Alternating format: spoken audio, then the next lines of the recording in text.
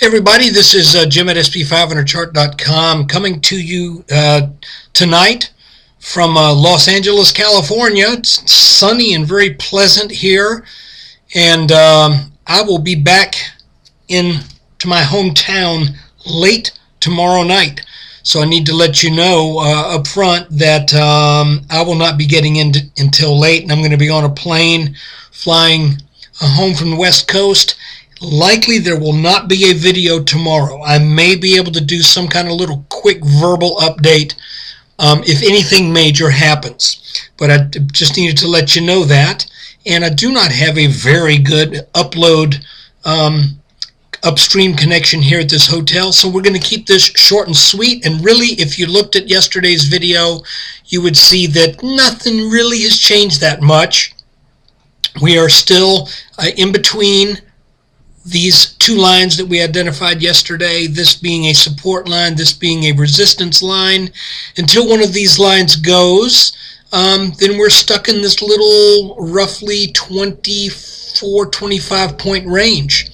And it is my guess, hold on there, my chart just moved there for a second, so let me fix that. Okay, that is fixed for now, but it will probably screw up again. My window resizes on its own every now and then, and it drives me kind of batty. But anyway, like I was saying, we're between this line and this line right here.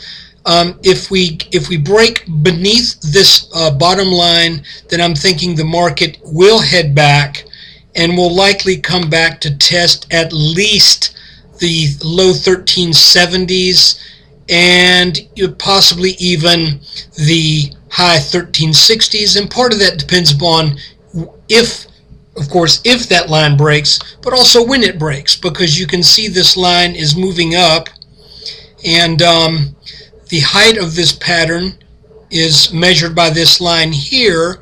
So if it were to maybe happen in the latter part of this week or the first part of next week, then the low could be reached down at the 1371, 1372 level, which would be an understandable place to maybe expect a little bounce, because that will be the intersection of some support lines.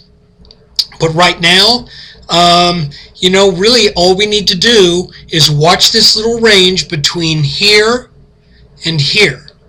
And since this is a rising trend line and this is a rising trend line, the reason that is a little bit bearish is because selling pressure naturally will accumulate through this pattern, and it's not rising fast enough to really justify people in investing with gusto on these dips. So I think eventually selling pressure will likely take this pattern down to the downside. And again, I've been feeling for a few weeks now that we need to pull back some.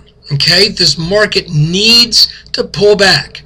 It needs to get back down to the mid, like I said, that mid 1300s level, where I think then there may be some justification, technical justification for some buying. But right now, where it is, I can't justify it personally.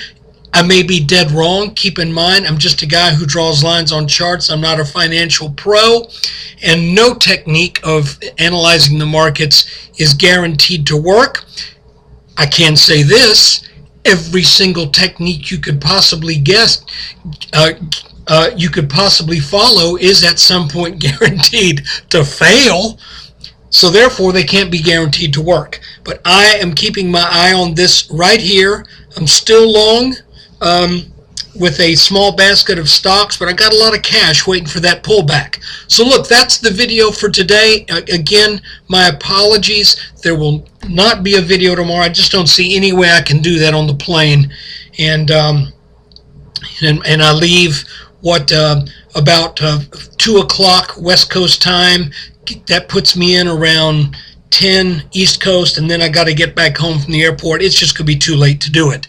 But maybe not too late for me to log on real quick and just type in a few comments. So look, I appreciate you watching this video. I hope you're doing well in the markets. These are interesting times. They have been for the past 6 months or so.